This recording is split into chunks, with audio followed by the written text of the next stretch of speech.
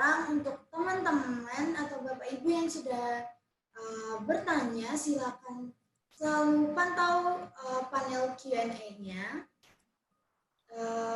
Dan Ibu Sri dan juga Mbak Renza boleh sekali memilih-milih juga mana yang ingin dijawab secara tertulis ataupun live.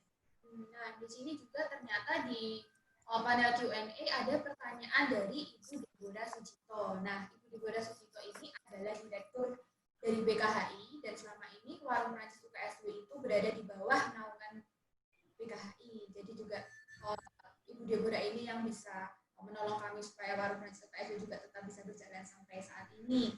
Nah, di sini ternyata Bu Deborah memberikan salam kepada Bu Reza dan juga Bu Natalia, mengucapkan terima kasih banyak sharingnya yang sangat bermanfaat. Di sini memperkenalkan diri dan ingin bertanya tentang studi doktoral di Prancis. Pertanyaannya adalah, jika kita memilih jurusan atau universitas yang berbahasa Inggris, apakah sebaiknya kita belajar bahasa Prancis juga? Mungkin untuk memperlancar percakapan sehari-hari dan lain sebagainya. Nah, kalau iya, kira-kira berapa lama waktu yang dibutuhkan untuk belajar bahasa Prancis? Dan ini mungkin mohon sharing dari Kak Reza atau Bu Natalia juga, boleh saling menjawab juga. Kami persilahkan mungkin dari Ibu Sri dulu. Oke, apakah perlu belajar bahasa? Kalau di Prancis wajib kayaknya. Karena ada beberapa kelas itu memang benar-benar mereka nggak mau sih. Kalau di pengalaman saya ya, itu hampir tidak ada kelas yang berbahasa Inggris kalau yang di saya pribadi. Jadi harus, dan dosen itu biasanya mereka akan dalam arti tidak bisa dinego juga karena kamu masuk ke sini dan kamu juga harus belajar. Dan itu yang pertama. Yang kedua, terutama untuk bertahan hidup deh. Macam kita pergi ke Vietnam atau pergi ke mana, kalau ya saya bilang kalau kita piknik cuma 1 minggu, mungkin kita masih nggak apa-apa ya pakai bahasa ala-ala gitu. Tapi kalau buat 3 tahun dan kamu akan begitu terus, itu kayaknya. Jadi apakah kita perlu belajar bahasa Prancis? Wajib. Kalau buat saya ya, personal. Mungkin Mbak Renz. Saya sependapat sekali dengan Bu Natalia. Kalau untuk studi ke Prancis, untuk adaptasi, memang sangat kami sarankan untuk punya kemampuan berbahasa Prancis, setidaknya di level A2 atau B1, itu akan lebih baik. Karena mengingat juga adanya orang Prancis yang tidak berbahasa Inggris, terutama yang tinggal di kota kecil, pun di kota besar juga ada seperti pengalaman Bu Natalia. Jadi memang sangat disarankan untuk punya kemampuan bahasa Prancis. Tapi memang untuk program studi yang berbahasa Inggris, meskipun disarankan punya kemampuan bahasa Prancis, ini tidak perlu dibuktikan dengan DELF. Jadi cukup kemampuan komunikasi aja sih, nggak perlu dibuktikan dengan DELF, nggak masalah. Kalau untuk berapa lamanya, untuk A2 itu kurang lebih ditempuh dalam waktu sekitar 300-400 jam, atau sekitar kalau di durasi waktu berarti mungkin sekitar setengah tahun sampai 1 tahun ya, kurang lebih, dengan ritme kursus yang seminggu 2 kali atau seminggu 3 kali ya. Tapi kalau intensif bisa jadi hanya dalam waktu 3-4 bulan sih. Gitu. Terima kasih Bu Natalia dan juga Mbak Reza untuk jawabannya. Dan sekarang juga ada beberapa yang sudah bertanya dan sudah kami berikan. Mungkin untuk Ibu si Natalia dulu. Ini nih ada beberapa pertanyaan yang bertanya, bisa nggak sih kita sambil belajar, sambil bekerja, mau itu part-time atau berdagang? Gimana sih kalau dari kacamata pengamatannya Ibu si Natalia sendiri? Kalau menurut saya bisa sih. Itu sebenarnya tinggal bagaimana cara kita mengatur ya. Banyak kok teman-teman di sini juga yang bekerja. Baik orang Perancis, teman-teman saya yang ada di sini, maupun mahasiswa Indonesia atau mahasiswa asing yang belajar di sini. Ada beberapa yang malah, jadi gini, jadi karena beberapa teman saya master, yang mau mengambil kompetisi S3, beasiswa S3 di sini, itu kan dia harus intens komunikasi dengan si profesornya. Dan mereka itu tinggalnya kan di luar Paris biasanya. Misal ada yang dari Lyon, ada yang dari Bretagne, ada yang Toulouse, dan macam-macam. Nah, selama tinggal di Paris, itu mereka kan biasa tidak disupport orang tua lagi ya setelah umur-umur di atas 18 atau berapa gitu. Nah, mereka memilih dia tinggal di Paris, dia bekerja, sambil dia persiapan studi mereka. Dan itu bisa. Karena apalagi kalau kita dengan visa étudiant, visa pelajar itu ada beberapa jam, maksimal berapa nanti mungkin Mbak Renza bisa kasih tahu deh, saya lupa.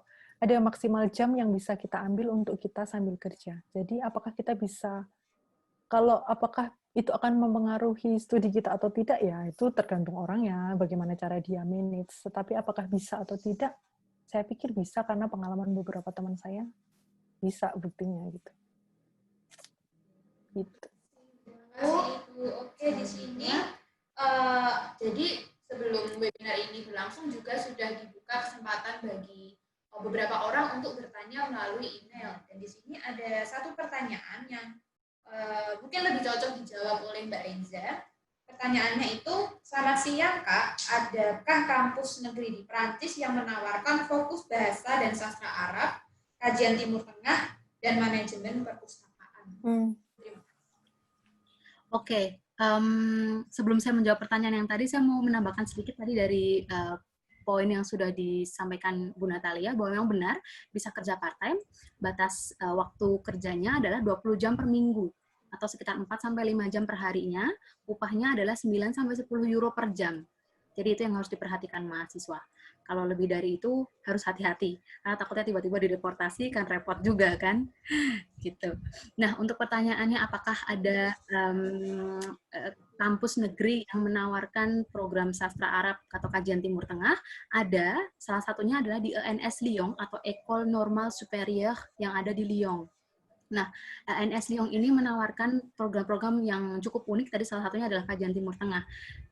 Berdasarkan pengalaman kami juga, kami pernah mendampingi salah satu mahasiswa yang mempelajari bahasa Arab dengan bahasa Perancis, gitu di Perancis. Jadi memungkinkan kalau misalnya tertarik, kami sarankan yang bersangkutan atau penanya untuk mengunjungi situs atau mungkin katalog kampus France untuk informasi lebih detailnya. Gitu. Dan itu sekolah atau kampus negeri ya, jadi biayanya cukup terjangkau. Terima kasih banyak Mbak. Sekarang ada lagi nih dari Indira Pasha. Ia mau bertanya kalau bagaimana sih budaya masyarakat Prancis yang perlu dipertimbangkan bagi kita sebagai orang Indonesia nih, bagi khususnya lagi untuk Ibu Natalia yang udah langsung terjun di Prancis sana.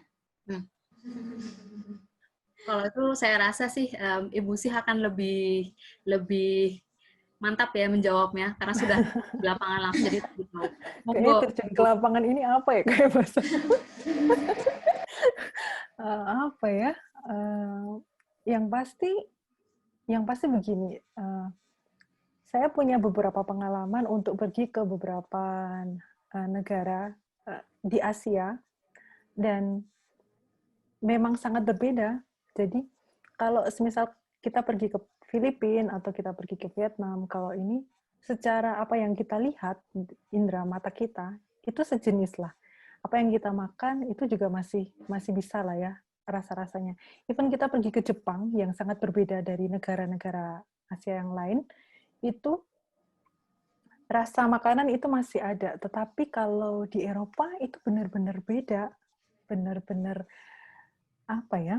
Ya benar-benar beda dari, sehingga yang saya mau bilang secara fisik, secara nature, secara alam, secara lingkungan, pola pikir itu berbeda. Kalau natural atau lingkungannya saja sudah berbeda, pasti cara mereka bertahan hidup itu kan pasti jelas berbeda dengan kita gitu. Contohnya begini, saya waktu itu pernah nggak teman-teman di sini yang kalau musim panas begini nongkrong, bawa makan siang, bawa bekal nongkrongnya di cemetery. atau tempat kuburan gitu. Nggak ada kan? Nah, di sini mereka nongkrong juga nih di cemetery gitu. Kenapa? Karena cemetery-nya memang bagus ya, nggak kotor, nggak ini. Cemetery-nya bagus dengan bangunan arsitek yang bagus. Lalu kemudian pernah nggak bayangin kita nongkrong di lapangan macam lapangan sepak bola yang bentuknya lereng, depannya ada kolam. Lalu kemudian kita bawa bekal masing-masing. Lalu kemudian kita bergrup gitu dengan kawan. Ada yang cuma pakai tank top, ada yang cuma pakai celana pendek, ada yang cuma kayak dan kemudian mereka berjemur gitu sambil ngobrol dengan kawan. Kalau kita kan pasti pilih pakai topi, jaket penuh, pakai masker biar nggak hitam ya. Ya, tapi maksudnya adalah itu cara mereka bertahan, cara mereka menyikapi, cara mereka memaknai, cara mereka menikmati suasana ya. Jadi saya mencoba untuk mengintegrasikan atau membenamkan diri dengan mengapa sih mereka begitu, mengapa kayak gitu. Contoh lagi, semisal teman saya ada yang ulang tahun, lalu kemudian ada yang kasih satu postcard dan satu pembatas buku. Itu orang yang dapat itu sampai nangis loh. Dia bilang, oh, terima kasih, kamu baik sekali. Gitu. Nah, cara dia memaknai sesuatu itu, kalau orang Indonesia kan, hah? Pembatas buku gitu kan. Mungkin ada beberapa orang yang bilang gitu, hah, apaan sih gitu kan. Tapi enggak gitu. Jadi cara mereka melihat sesuatu itu berbeda. Gitu. Ya memang berbeda. Jadi tidak apakah itu lebih baik atau tidak, saya tidak bilang dalam konteks itu. Tapi ya memang berbeda. Gitu. Dan itu yang memperkaya saya sih secara personal.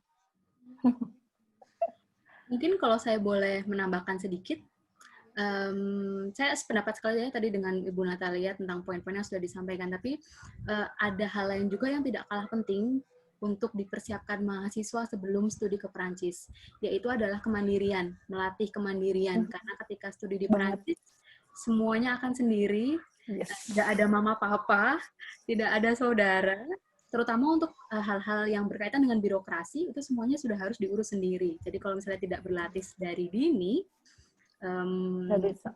ya pasti akan kesulitan. Jadi memang harus dilatih kemandiriannya dan juga mencoba menjadi pribadi yang terbuka pikirannya. Karena itu menurut saya kuncinya untuk bisa beradaptasi dengan teman-teman dari Prancis ataupun dari negara-negara lain. Gitu aja. Terima kasih Ibu Si Natalia dan juga Mbak Renza, penjelasannya sangat detail, jadi kami juga bisa lebih tahu gimana sih kira-kira rasanya hidup di Prancis gitu. Nah, jadi sebentar lagi kita akan memasuki sesi pertanyaan yang akan dijawab secara live. Namun sebelumnya saya mau mengingatkan ini secara khusus bagi para peserta webinar hari ini bahwa untuk setiap peserta akan mendapatkan sertifikat webinar yang akan dikirim ke alamat email masing-masing sesuai dengan data yang sudah ada pada Zoom. Dan khususnya untuk mahasiswa UKSW yang butuh sertifikat, jika teman-teman hadir pada saat ini di Zoom webinar, maka teman-teman akan mendapatkan sertifikat itu. Tetapi jika hanya mendaftar dan tidak hadir, jadi mohon maaf kami tidak akan mengirimkan sertifikatnya. Betul begitu, Kinsa? Iya, betul banget. Dan sekarang udah masuk ke live questions, gimana sih caranya? Oke. Jadi, teman-teman Bapak Ibu sekalian, silakan mencet tombol reaction pada panel Zoom. Nanti dari kami akan mengizinkan teman-teman dan Bapak Ibu sekalian untuk berbicara dan menyampaikan pertanyaan secara langsung untuk Mbak Renza dan Ibu Natalia. Silakan.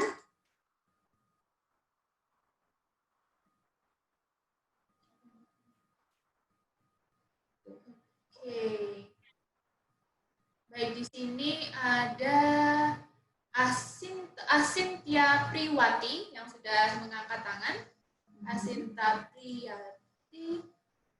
Oke. Cynthia, Ya. Halo bonjour, Ibu Natalia dan Mbak Renza.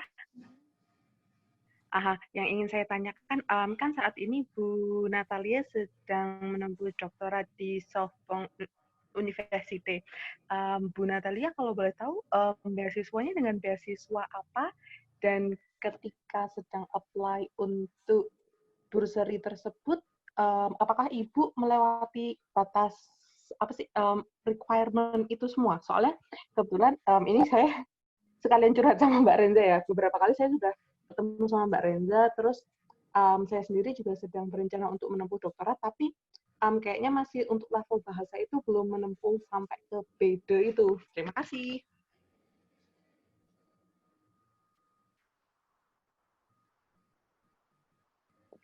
Langsung saya jawab. Iya, silakan. Oke. Jadi beasiswa saya dari BPPLN itu dari Ristek Dikti ya, dari Kemenristek Dikti. Itu sayangnya tahun ini sepertinya dia sudah join dengan. Jadi gini, tahun 2018 ke sebelumnya beasiswa ini sempat vakum, lalu kemudian 2019 dibuka. Lalu kemudian saya masuk, tahun ini udah gabung lagi dengan BPPLN, jadi saya ya cukup beruntung lah ya, karena bisa nembak itu. Jadi itu dari Kemenristek Dikti, tapi sekarang kayaknya akan digabung dengan LPDP ya, untuk yang Budi LN. Lalu tadi pertanyaannya, apakah memenuhi syarat? Iya, karena syarat, kalau untuk, jadi begini, saya kalau dari pribadi saya cukup sangat bersyukur karena profesor saya itu dia sangat membantu untuk semua dokumen yang saya butuhkan. Jadi kalau untuk melamar beasiswa kan ada ketentuan standar bahasa dan lain sebagainya. Nah, dari profesor saya itu dia menunjukkan satu surat bahwa dia mengatakan bahwa anak ini sudah bekerja dengan saya dan lain sebagainya, dan saya tidak mempunyai kendala komunikasi dan lain sebagainya, dan dia yang kemudian membantu saya untuk mengurus beberapa dokumen saya sehingga saya mendapatkan LOE, unconditional LOE dari universitas di Prancis. Jadi itu sih kalau pengalaman saya. Jadi tergantung bagaimana kita berkomunikasi dengan profesornya. Sambil di dalam proses itu jadi untuk mendaftar dapat universitas dan untuk mendaftar beasiswa itu ada 2 grup persyaratan yang sama banyaknya nih, yang sama bikin gilanya nih. Nah, itu biasanya kita bisa coba komunikasikan itu dengan profesor kita kalau kita butuh itu untuk beasiswa kita gitu. Dan itu biasanya mereka sangat support kok kalau profesornya sangat kita tahu bahwa kita butuh ini, biasanya mereka kalau sangat tertarik dia akan pertahankan itu. Gitu. Oke, terima kasih. Berarti kemarin memenuhi level requirement yang DELF B2 juga ya, Bu? Kalau saya belum sih. Saya tidak menggunakan sampai B2, cuman ya itu tadi saya dapat satu supporting dokumen dari Prancis yang menunjukkan bahwa profesor saya membuat satu statement yang bilang bahwa saya tidak punya problem berkomunikasi dengan dia kalau saya menemui dia. Oke, terima kasih sekali Ibu, informasinya cukup mengejutkan. Soalnya kemarin saya pas komunikasi sama Mbak Renza, juga Mbak Renza pernah bercerita tentang hal tersebut, tapi kan masih kayak wondering ya, kayak takut gitu. Jadi menggali pengalaman banyak orang. Itu yang terima kasih atas jawabannya. Saya tambahkan sedikit, tapi apakah kita harus punya dokumen yang menunjukkan bahwa kita punya skill berbahasa Prancis? Itu wajib. Karena kalau enggak, nanti waktu daftar beasiswa, itu bagian itu kan kolom itu akan kosong dan itu nggak akan lolos di CV. Nah, betul. Oke. Kemudian yang saya tanyakan kedua, kalau Sorbonne Université kemarin masuk di listnya BPPLN nggak ya, Bu? Soalnya kalau saya lihat soalnya kalau di LPDP dia nggak masuk sekarang.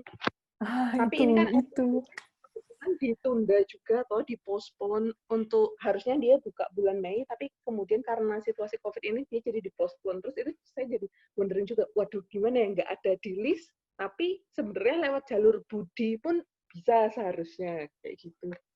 Iya, sekarang memang agak tricky sekali karena batasannya bukan hanya universitas, tetapi universitas dan jurusan kan kalau beasiswa. Iya, betul. Jadi, semangat. Iya, baik. Terima kasih Bu Natalia, bon courage untuk doktoratnya. Messi. Oke, terima kasih banyak untuk Kak Asintia Priwati untuk pertanyaan-pertanyaannya. Dan sekarang untuk Ervin Rumailai, silakan di-unmute mic-nya dan silakan berikan pertanyaan untuk kedua speaker yang ada di sini. Silakan. Untuk Kak Ervin Rumailai. Iya, selamat sore. Iya, sore. Iya, selamat sore. Saya apresiasi buat Ibu Natalia dan Ibu siapa tadi? Ibu siapa yang tadi? Iya, Ibu Enca. Iya, pertanyaan saya singkat aja. Apakah ada bidang studi bahasa dan sastra di universitas yang ada di Prancis? Itu aja, Bu. Makasih. Ya, bahasa dan sastra. Ya. Terima kasih, Ibu Natalia. Ya. Mungkin Mbak Rensa bisa, sejauh saya sih banyak ya. Mungkin Mbak Rensa bisa detail ya, atau universitasnya. ya, atau Bu Rensa ya. Baik, jadi kalau untuk jurusan bahasa dan juga sastra, itu kan sebetulnya lingkupnya sangat amat luas ya Ibu. Jadi bahasa dan sastra itu turunannya bisa ke linguistik, bisa ke sastra modern, bisa ke didaktik, bisa juga pragmatik dan teman-temannya yang lainnya gitu. Nah, biasanya kami arahkan dulu siswa untuk menentukan dulu fokus bidangnya mau di bidang mana. Karena untuk mencari kampus di Prancis itu yang dicari bukan mana yang paling baik atau mana yang paling populer, tapi menyesuaikan dengan tema riset atau dengan bidang yang ingin kita fokus atau ingin kita dalami gitu. Karena di Prancis tidak mengenal sistem ranking nasional seperti di Indonesia ataupun seperti di negara-negara Anglophone lainnya.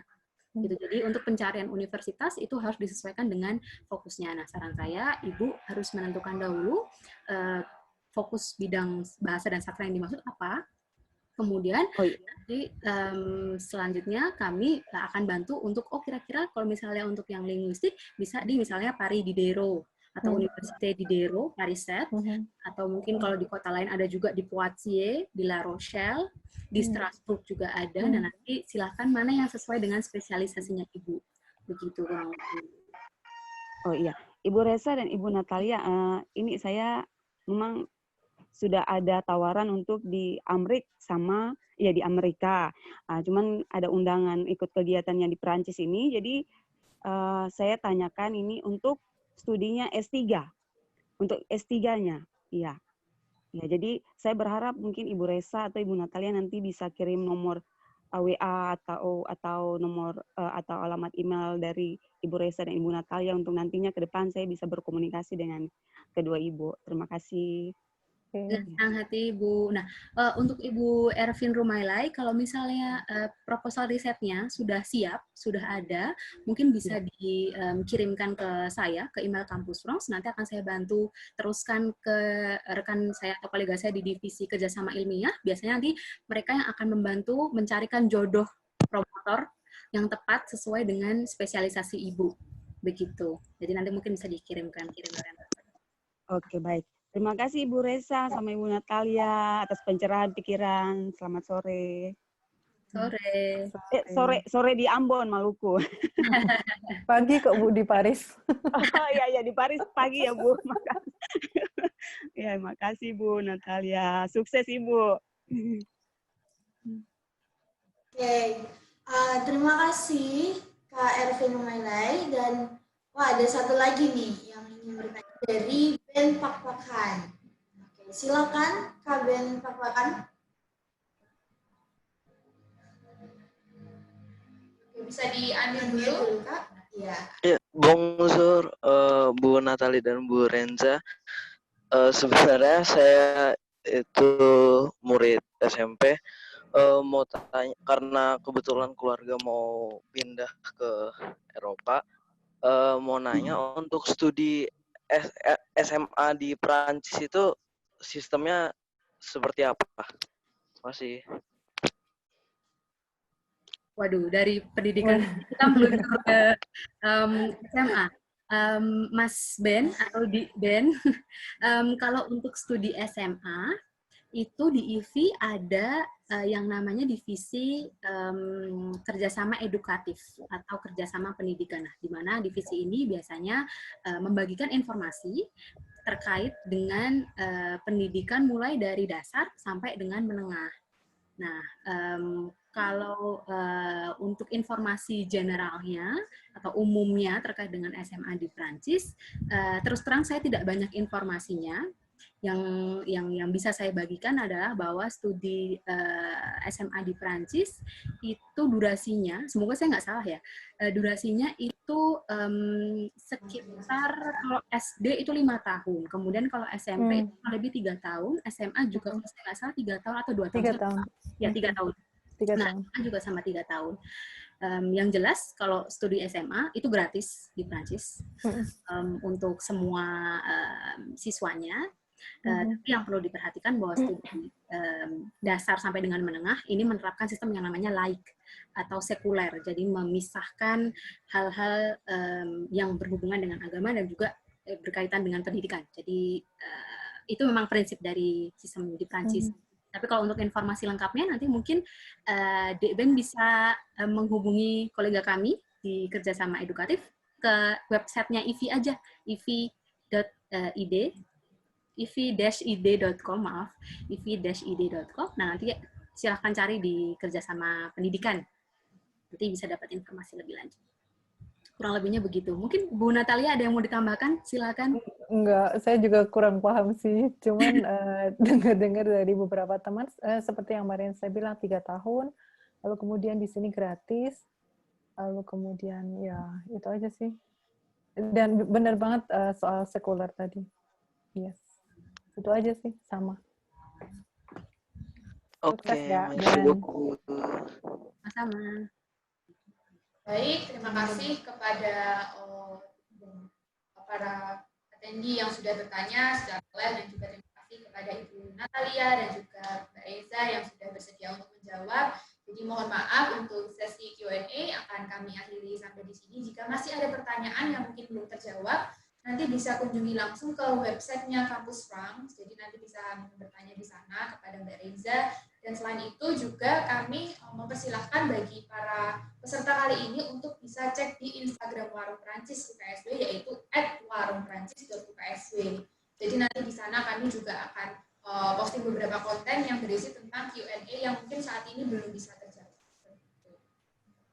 Baiklah, sekarang kita akan akhiri webinar dari Warung Prancis UKSW pada hari ini. Kami mohon maaf sebelumnya jika memang jika tidak tepat dengan waktunya. Pastikan dan pantau terus kegiatan-kegiatan Warung Prancis UKSW selanjutnya. Kami sangat mengharapkan kehadiran teman-teman Bapak Ibu sekalian. Terima kasih banyak. Next buat Mbak Renza dan Ibu Natalia. Dan juga buat oh ya, maaf memotong Regita dan Ginza. Tadi saya sempat lobby-lobbyan dengan Bu Frances, mau jawab sedikit pertanyaan yang ada di Q&A, boleh nggak? Oh, boleh, silakan. Iya, boleh. Kan udah di sini kan, jadi sekalian. Boleh, silakan. Tadi saya sisakan, mungkin saya pilih boleh berapa pertanyaan nih? 3? Mungkin ya 3 boleh. 3 boleh ya, saya pilih yang saya jawab live. Maaf ya Bu Natalia menahan lagi. Oh, enggak apa-apa. Jadi kosong kan? Gaya banget. Tadi ada pertanyaan dari sebentar ya. Oh ini dari Via Vide Aditya Andirisman. Salam, perkenalkan, nama saya Vide. Untuk FL Excellence Scholarship program apakah harus diterima di univ tujuan dahulu? Nah, saya langsung jawab. Untuk teman-teman yang tertarik mendaftar beasiswa FL, itu sistem pendaftarannya adalah jadi mencari beasiswa, menyelam sambil menyelam sambil minum air, cari beasiswa sambil cari kampus yang dituju. Jadi harus daftar beasiswanya dulu melalui kampus yang diinginkan. Misalnya saya ingin daftar di kampusnya Bu Natalia di MNHN. Saya akan kirimkan berkas-berkas dan juga tanyakan ke kampus di MNHN, apakah MNHN menerima pendaftaran beasiswa EVEL. Jika kampus mengatakan iya, maka nanti kampus yang akan teruskan berkasnya ke kampus France Paris selaku juri utama. Begitu. Jadi nanti kalau misalnya sudah dinyatakan diterima, siswa juga akan diterima di kampus yang membantu tadi. Jadi diterima beasiswa sekaligus diterima kampusnya. Itu untuk prinsip pendaftarannya EVEL. Kemudian pertanyaan yang kedua dari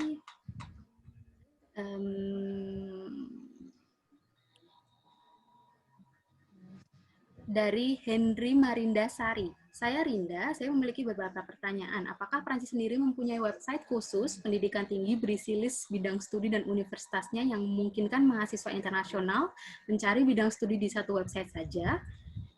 Untuk pertanyaan yang pertama, itu jawabannya iya.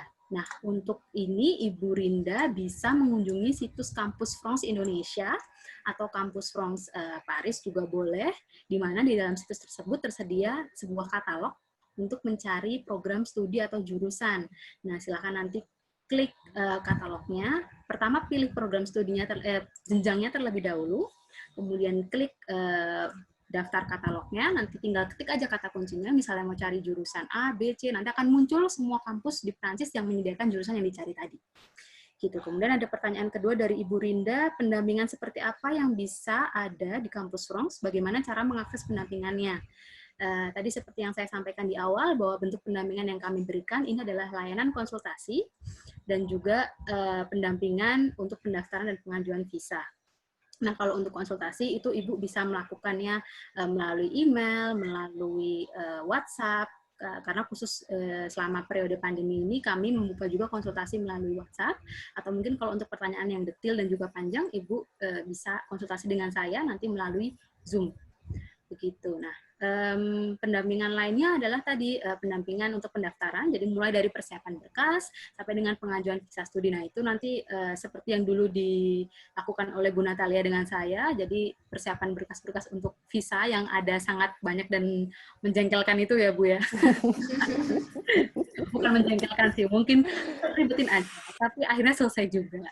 Gitu nanti kita bantu sampai dengan nanti sebelum keberangkatannya. Begitu. Terakhir pertanyaannya,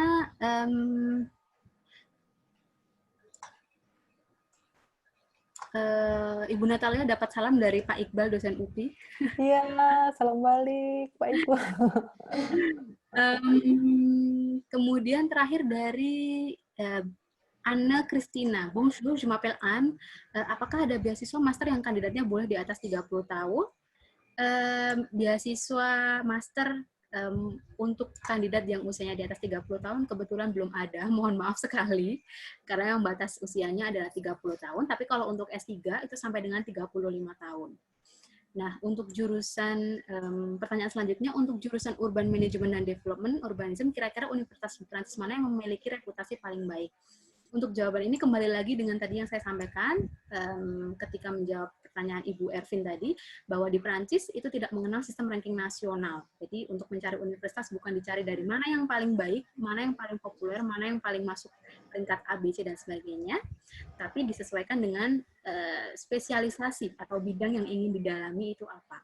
Kalau memang sudah ada, nanti bisa tuh dicocokkan dengan tema riset yang kita akan kerjakan dengan spesialisasi dosen yang ada di sana. Kurang lebihnya seperti itu. Mungkin itu, tadi kalau misalnya ada Bapak, Ibu yang ingin melanjutkan pendidikan doktornya di Perancis, seperti Ibu Natalia, dan sudah menyiapkan proposal risetnya, bisa diteruskan ke saya, untuk nanti saya selanjutnya kirimkan ke kolega kami di kerjasama ilmiah, untuk membantu mencarikan promotor atau supervisor yang sekiranya tepat dengan bidang yang ingin dijalani. Kurang lebihnya begitu. Mohon maaf kalau tidak terjawab semuanya, supaya nggak memolor-molorkan waktu. Sudah kurang lebih gitu, Regina dan Gita. Terima kasih. Baik, terima kasih untuk Ibu Natalia, untuk Mbak Reza yang sudah bersedia untuk menjawab banyak sekali pertanyaan dari tadi. jangan bosan-bosan untuk terus menjawab pertanyaan dari kami. Dan saya harap di kesempatan selanjutnya jika diundang kembali mau bersedia untuk memberikan informasi juga bagi kami yang tertarik untuk belajar di Prancis nantinya. Oke, baik, sekarang kita akhiri. Terima kasih banyak semuanya, merci beaucoup, dan selamat sore. Sampai ketemu lagi di acara dan kegiatan-kegiatan warung Prancis UKSW secara virtual maupun non-virtual selanjutnya. Dan pastikan selalu sehat dan stay safe ya teman-teman. Jadi mari kita bertepuk tangan bersama-sama, bisa ketikkan frame di kolom komentar, dan saat ini kita akhiri webinar pada siang hari ini. Terima kasih untuk setiap pembicara, setiap orang yang sudah terlibat dalam webinar kali ini, dan tentunya bagi setiap peserta yang telah bertahan sampai saat ini. Iya. Sampai jumpa. Au revoir. Halo, Pak.